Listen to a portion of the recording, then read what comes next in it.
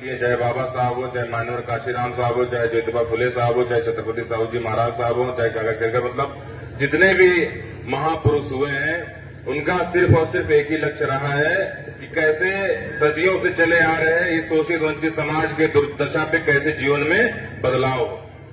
उनका एक ही काम रहा है कि इनकी दिशा और दशा, इनका जीवन यापन कैसे बेहतर हो।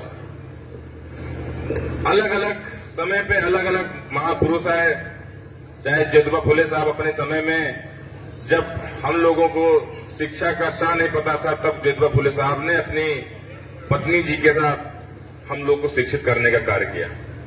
फिर समय समय पर हमारे बहुजन महापुरुषों ने प्रकृति के आशीर्वाद से पिछड़े समाज से आने वाले हमारे छत्रपति साहू जी महाराज जी ने ये साबित किया कि कैसे एक राजा की कुर्सी पर भी बैठकर न्याय किया जा सकता है।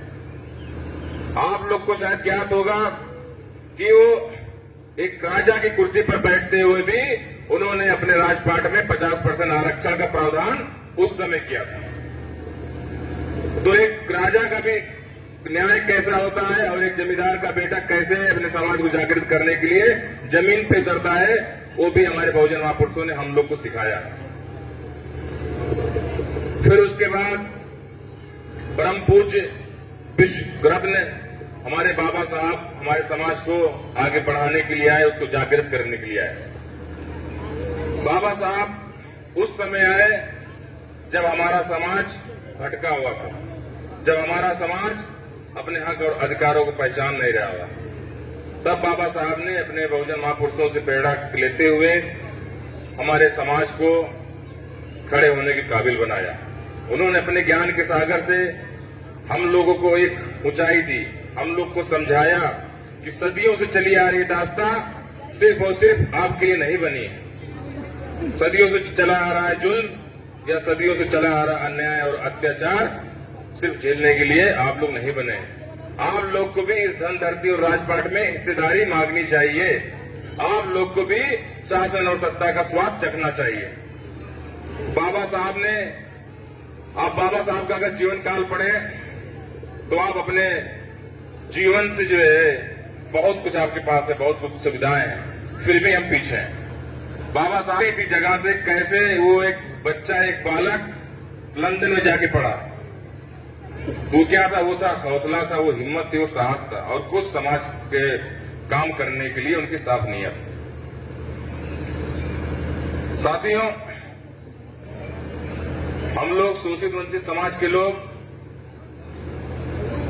चाहे अंग्रेज शासन काल में हो चाहे उससे पहले में हो, अंग्रेजी शासन काल से पहले राजाओं की लड़ाई होती थी अपनी सीमाएं बढ़ाने के लिए, अपना इलाका बढ़ाने के लिए, लेकिन उन्होंने न कभी आपके ऊपर गौर किया, न कभी चिंता की कि हमारे भी ये जनता में जो ये बहुजन समाज के लोग हैं, लाओ इनका भी कुछ उद्धार किया जा सके।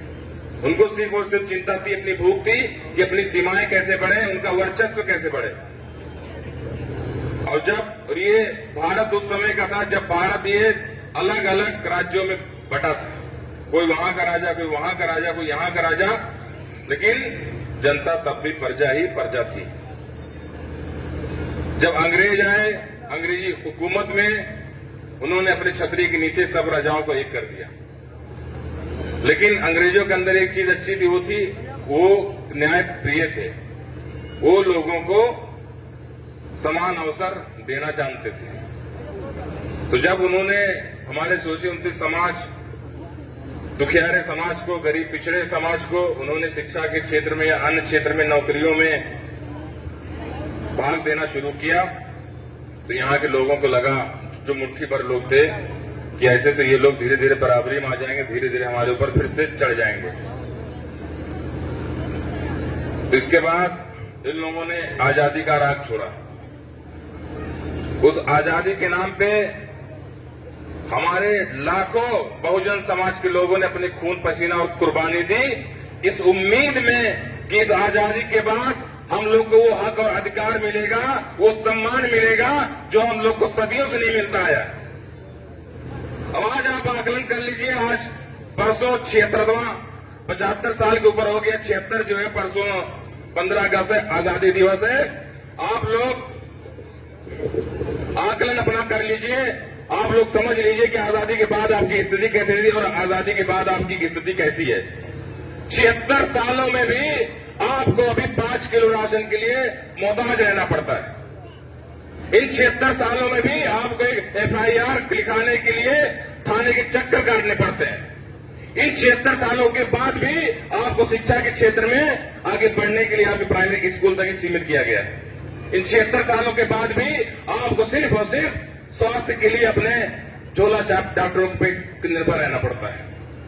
इन 76 सालों बाद भी आपके पास कच्चा मकान है, ना आपके पास अधिकार है ना हक है।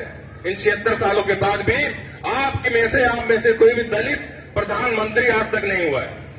ये कैसा न्याय है? कौन सी आजादी की बात करते हैं आप लोग? किस आजादी की बात करते हैं? 76 सालों में क्या बदलाव आप लेके आए? आज भी आपको 1000-2000 साल में 6 महीने में देके ये सरकार ये दिखावा करती है कि हम इनके लिए कल्याण का काम कर रहे हैं। अगर आप सच्चे में कल्याण का काम करते तो आज सबके पास नौकरी होती, सबको जो है नौकरी के लिए लाठी नहीं खानी पड़ती, सबको अपने स्वास्थ्य से जीवन नहीं हारना पड़ता, सबकी यूं ही गरीबी नहीं रहती। आजादी के बाद भी गरीबी का सूचकांक वहीं का वहीं बना हुआ है। जो अमीर थे और अमीर होते गए। तो उनको पढ़ाने वाला कौन है? उनको पढ़ाने वाला है हमारे ही समाज में से बहुत से लोग ऐसे हुए जो हमारे समाज ने एक नेता बनाने की कोशिश तो की, लेकिन उस काम को उन्होंने आगे नहीं बढ़ाया। और हमारी भी गलती है कि हमने